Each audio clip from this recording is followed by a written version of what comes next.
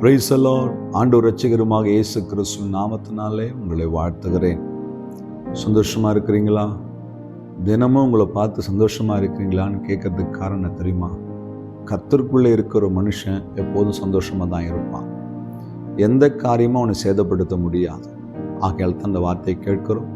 சந்தோஷமா இருக்கிற ஒவ்வொரு பிள்ளைகளையும் இன்னும் மனமகிழ்ச்சிக்குள்ளே கர்த்தர் நடத்துவார். இன்னைக்கு ஒரு வார்த்தை, எசேக்கியேல் 20ஆம் அதிகாரம் 20ஆம் வசனம்.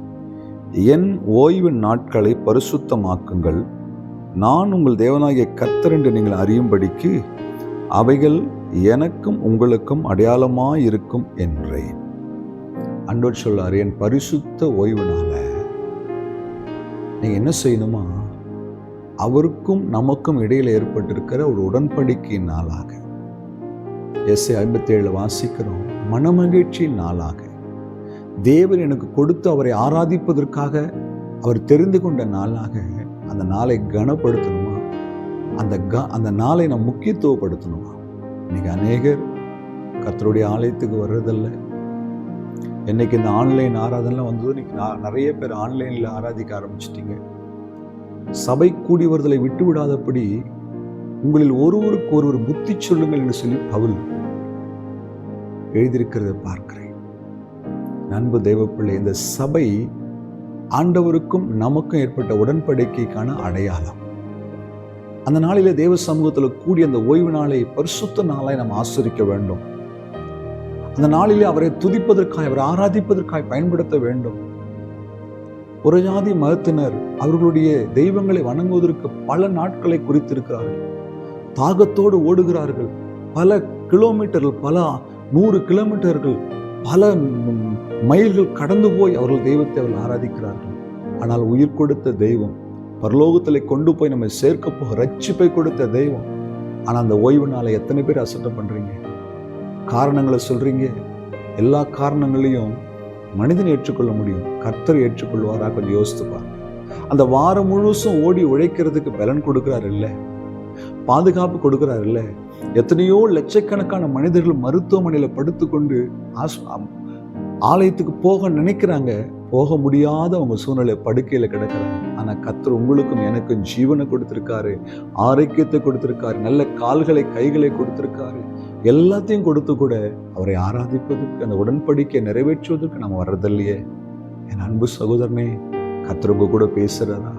அன்பு சகோதரியே, என் அன்பு வாலிப பிள்ளையே, எவ்வளோ சாக்கு போக்கு சொல்றோம். ஆண்டவர் உங்க கூட பேசுறாரா? இந்த ஒரு நாள், இந்த வாரம் முழுசும் நம்மை பாதுகாத்து ஜீவனை கொடுத்த தேவனுக்கு வந்து நன்றி சொல்லி சகோதரோட இணைந்து கர்த்தரை ஆராதித்து அந்த ஓய்வு நாளை ஒரு பரிசுத்தமுள்ள நாளா, தேவனுடைய உடன்படிக்கை நாளா நினைச்சு நம்ம ஆராதிக்கும் பொழுது பைபிள் சொல்லுது, அந்த வசனத்துடைய ஆசீர்வாதம் என்ன தெரியுமா? உலகத்தின் உயர்ந்த இடங்களிலே உன்னை ஏறி இருக்க பண்ணுவேன். இந்த வார்த்தை எப்படி முடியும் தெரியுமா? கர்த்தருடைய வாய் இதை சொல்லிற்று. ஆண்டவர் சொல்றார், கர்த்தருடைய நாளை மனமகிழ்ச்சி நாள் நினைச்சுக்கோ, பரிசுத்த நாள் நினைச்சுக்கோ, உன் சொந்த பேச்சை பேசாத கர்த்தருடைய ஆராதிக்கிற நாள் நினைச்சுக்கோ, அந்த உடன்படிக்கையை நிறைவேற்றுகிற நாள் நினைச்சுக்கோ. அப்ப உன்னை உலகத்தின் உயர்ந்த இடங்களில் உன்னை ஏறி இருக்க பண்ணுவேன். இன்னைக்கு நம்முடைய வாழ்க்கையில அநேக ஆசீர்வாதங்களுக்கு தடை என்ன தெரியுமா? கர்த்தருடைய ஆலயத்துக்கு போறதில்லை, தகப்பன் வீட்டுக்கு போறதில்லை, அவர் ஆராதிக்கிறதுக்கு சாக்கு போக்குன்னு நம்ம சொல்றோம். தேவ பிள்ளைகள், நீ ஆசீர்வாதமா இருக்கணும்னா தைரியமாய் சொல்லுவேன், சபை கூடி வருதலை விட்டு விடாதீங்க. சபைக்கு சரியான நேரத்துக்கு போகணும். ஒரு நிமிஷம் கூட தேவனுடைய நேரத்தை எடுப்பதற்கு நமக்கு அதிகாரமே கிடையாது. சபைக்கு சரியான நேரத்துக்கு போகணும். வேலைக்கு எவ்வளோ கரெக்டாக போகிறோம், இந்த உலகத்தில் இருக்கிற மனிதனுக்கு எப்படி பயப்புகிறோம். ஆனால் ஜீவனை கொடுத்த தேவன், ஆனால் ஒரு பிரச்சனை வந்துட்டா, ஒரு வியாதி வந்துட்டா கண்ணீர் வடிக்கிறோம், கதறோம், புலம்புறோம். ஆனால் தேவனை ஆராதிப்பதற்கு சாக்கு போக்கு சொல்லுவோம். இனி ஒருபோதும் அப்படி சொல்லாதீங்க. இந்த பரிசுத்த ஓய்வு நாள் உங்களுக்கும் அவருக்கும் உடன்படிக்கை நாள். அன்பு தேவ பிள்ளையே, நீங்க செஞ்சு பாருங்களேன். இந்த வருஷம் முழுசும் நான் என்ன ஆனாலும் சரி ஆலயத்தை மிஸ் பண்ண மாட்டேன், தேவனுடைய ஆலயத்துக்கு போறதை நிறுத்த மாட்டேன்ட்டு நீங்க வைராக்கியமா நின்று பாருங்க. நான் சொல்றேன், இந்த வருஷம் நீங்கள் இதுவரைக்கும் பார்க்காத நன்மைகளை, இதுவரைக்கும் உங்களுக்கு வராத ஆசீர்வாதம் உங்களுக்கு தேடி வரும். கர்த்தருடைய வாய் அதை சொல்லும், அதை செய்யும். விசுவாசிக்கிறீங்களா? தேவனுடைய நாளை அவர் கையில கொடுத்துருங்க. அன்னைக்கு நம்மளை அர்ப்பணிச்சிருங்க. பலிபீடத்தின் மேல ஆசீர்வாதத்தை பெற்றுக்கொள்ளுங்க. சர்ச்சுக்கு போகாத ஒருபோதும் இருக்காதீங்க. அது நம்முடைய ஆசீர்வாதத்துக்கு தடையாய் உட்கார்ந்து கொள்ளும். கர்த்தர் நம்மை நடத்துவாராக. அன்பும் இரக்கமுள்ள நல்ல ஆண்டவரே, இந்த பரிசுத்த ஓய்வு நாள உடன்படிக்கை நாளா, என் தேவனை சந்திக்கிற ஒரு நாளாக, சகோதரோடு இணைந்து பரலோக ராஜ்யத்தின் மகிமை இந்த பூமியில காண்கிற நாளாக இருக்கட்டும் சாமி. உணர்த்தப்படட்டும். ஒவ்வொரு உள்ளத்திலும் கர்த்தர் பேசுவீராக, நடத்துவீராக. இயேசு கிறிஸ்துவின் நாமத்தில் ஜெபிக்கிறோம் பிதாவே, ஆமென். ஹல்லேலூயா. God bless you. இந்த வாரம் மறக்காம சர்ச்சுக்கு போயிடுங்க, சரியான நேரத்துக்கு.